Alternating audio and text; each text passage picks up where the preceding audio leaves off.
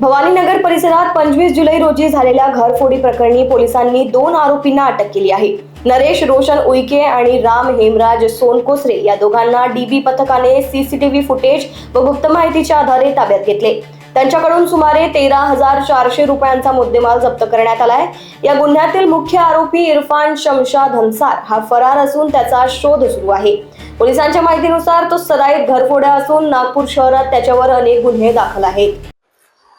Pardi police station अंतर्गत 25 जुलैला एक घरफोडी झालेली होती भवानीनगर या क्षेत्रात. त्यामध्ये जवळपास 1,13,000चा मुद्देमाल चोरांनी चोरून नेलेला होता. तर ह्या मागावर आमचे डीबीचे कर्मचारी वारंवार फुटेज चेक करत होते आणि गुप्त बातमीदारांच्या माध्यमातून यातील 2 आरोपी अटक केले. आम्ही नरेश उईके वय 18 वर्ष राहणार भांडेवाडी आणि दुसरा राम हेमराज सोनकोसरे भांडेवाडी या दोघांना अटक करून त्यांच्याकडनं आम्ही जवळपास 13,400 रुपयाचा मुद्देमाल जप्त केलाय. आणि याच्यातला मुख्य आरोपी इरफान तो फरार आहे. त्याचा शोध घेणं सध्या सुरू आहे. यामध्ये फिर्यादी संजय शेडके आहेत, राहणार भवानीनगरचे.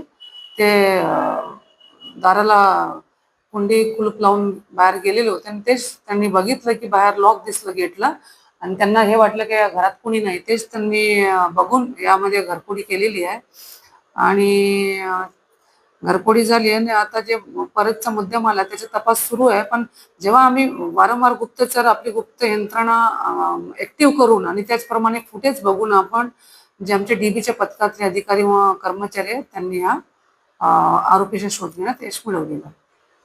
बरोबर आहे, ह्या गुन्हेगारांवर यापूर्वीचे गुन्हे जे याच्यातला मुख्य आरोपी आहे इरफान नावाचा, तो म्हणजे अट्टल घरफोडी करणारा आहे आणि तो नशेत राहून करतो अशी आम्हालाही माहिती आहे.